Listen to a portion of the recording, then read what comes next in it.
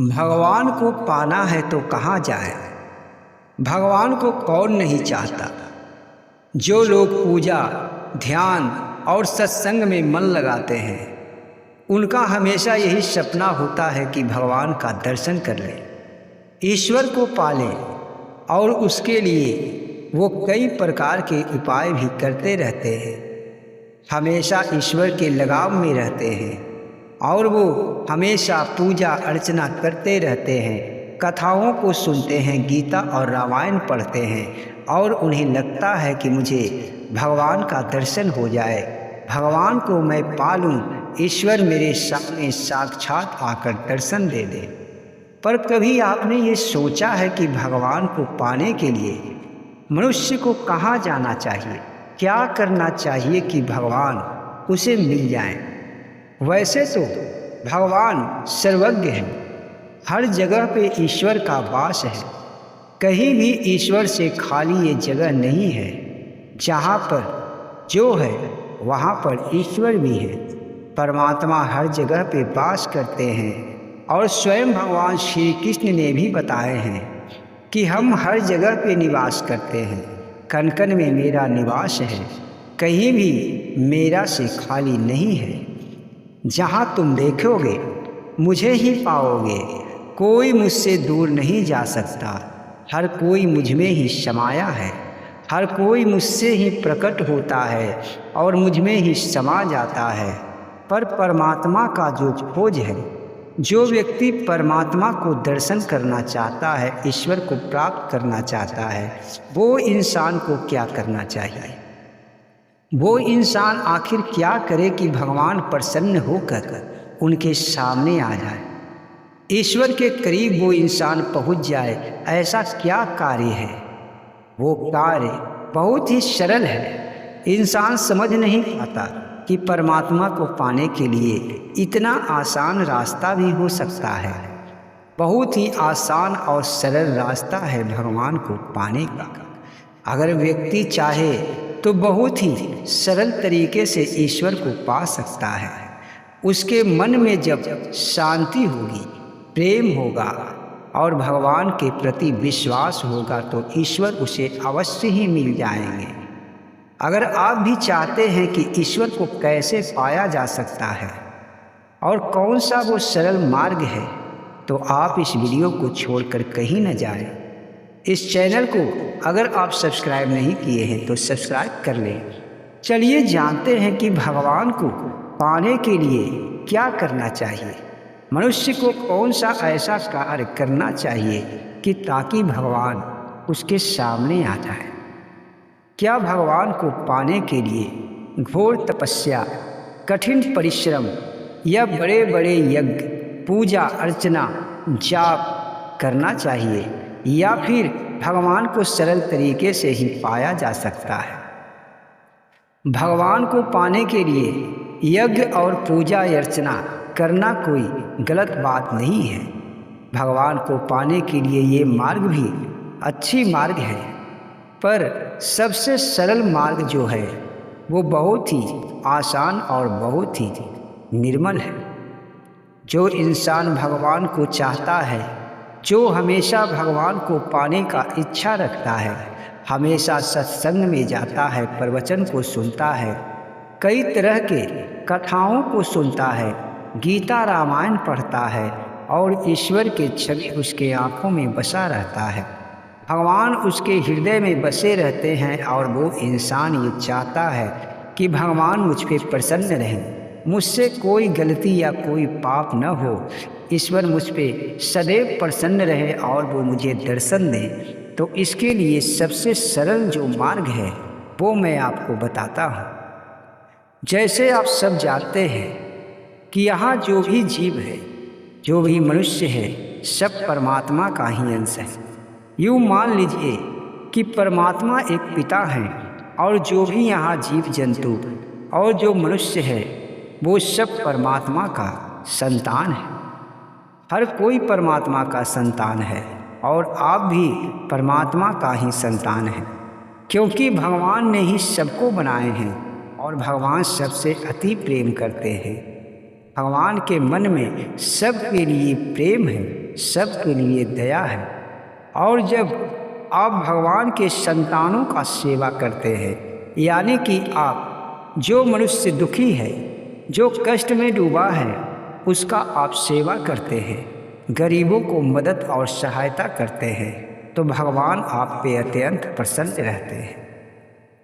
ईश्वर अक्सर गरीबों के घर में ही निवास करते हैं, क्योंकि जो गरीब होता है, जो दीन दुखिया होता है, उसके जीवन में कई तरह के संघर्ष और कष्ट आता रहता है।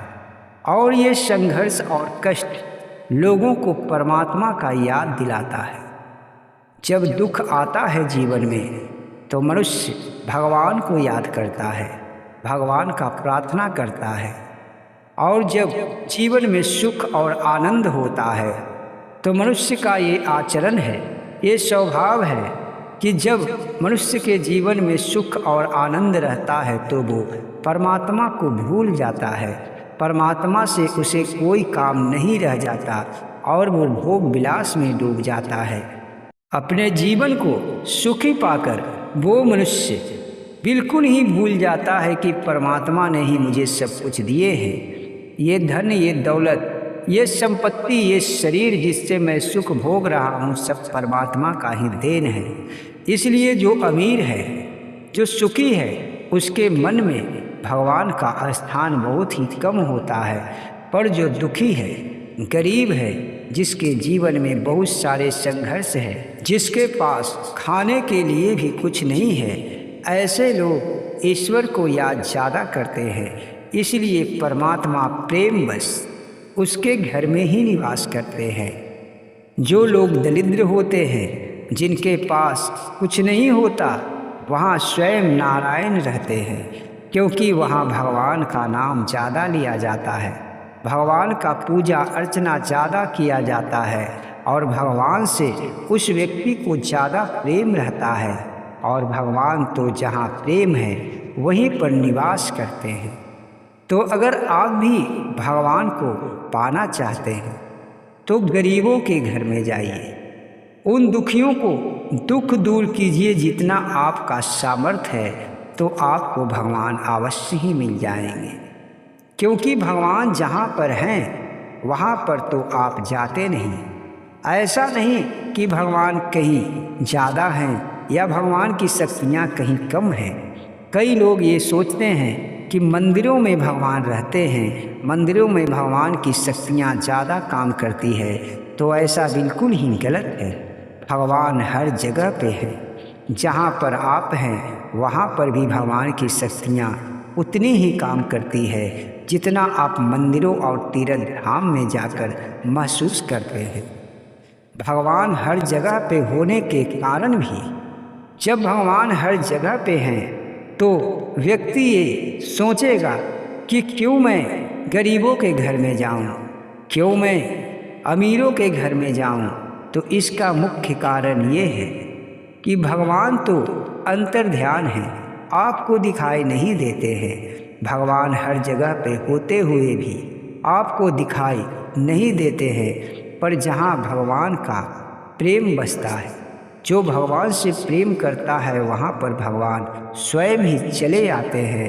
वो प्रत्यक्ष रूप में दर्शन देते हैं और वहाँ पर भगवान उस गरीब को अवश्य ही सहायता करते हैं। इसलिए जो गरीब है, जो निर्बल है, जिसे सहायता की आवश्यकता है, अगर आप उसका सहायता करते हैं, अगर आप धनी हैं तो गरीबों को धन देते हैं, अगर आप ताकतवर हैं तो जो कमज़ोर है उसे सहायता करते हैं, जिसके पास कुछ कमियां हैं, और अगर आप उस कमियों को दूर कर सकते हैं और आप ऐसा अगर करते हैं तो भगवान आपको अवश्य ही मिल जाएंगे। क्योंकि भगवान उसी पे दया करते हैं जो निर्बलों को, दीन दुखियों का मदद करता है, उसे ही भगवान मदद करते हैं। भगवान ये चाहते हैं कि कोई भी दुखी न रहे। पर यहाँ तो बात ये है कि कर्मों का जो फल होता है उसे इंसान को भोगना ही पड़ता है। इसीलिए तो अमीर और गरीब, रोगी और स्वस्थ सब बना हुआ है। कोई मनुष्य है तो कोई पक्षी है, कोई जानवर है तो कोई कीड़े मकोड़े हैं। ये सब कर्मों का ही फल है। तो ये सब मनुष्य को नहीं सोचना है। मनुष्य को बस सीधा मार्ग सोचना है कि हमें परमात्मा को प्रसन्न करना है। और परमात्मा कैसे प्रसन्न होंगे, भगवान कैसे खुश होंगे हम पे, हम कौन सा कार्य करें कि परमात्मा को अच्छा लगे, परमात्मा हम पे अपना आशीर्वाद बरसाते रहे।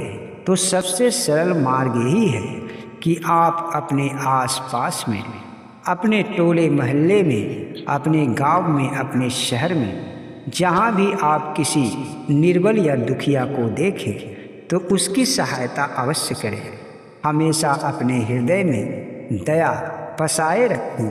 परमात्मा आपको अवश्य मिलेंगे। जो दूसरों को सहायता करता है उसके सामने परमात्मा अवश्य आते हैं, क्योंकि परमात्मा दिन दुखियों को घर में हमेशा वास करते हैं। गरीबी में ही भगवान वास करते हैं, अमीरी में भगवान वास करते हैं या नहीं, ये तो उन अमीरों पे निर्भर करता है जो अमीर। ऐसी बात नहीं है कि कोई अमीर व्यक्ति भगवान का नाम नहीं लेता है, पर मनुष्य का स्वभाव होने के कारण अक्सर ऐसा देखा जाता है कि मनुष्य धन और संपत्ति आने पे भगवान को भूल जाता है।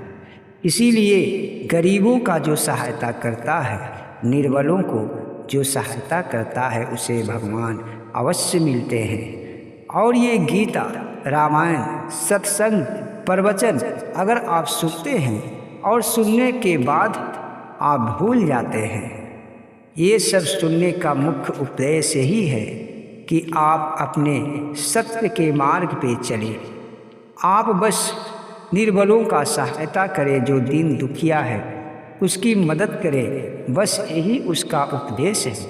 ग्रंथ तो बहुत सारे हैं, किताब बहुत सारे आपको पढ़ने को मिल जाएंगे, पर कहा जाता है कि जो प्रेम का पाठ पढ़ लेता है उसे किसी ग्रंथ या किताब को पढ़ने की कोई आवश्यकता नहीं होता, क्योंकि जो प्रेम में डूब जाता है वो मानो ईश्वर में डूब जाता है, क्योंकि प्रेम के ही प्यासे भगवान होते हैं।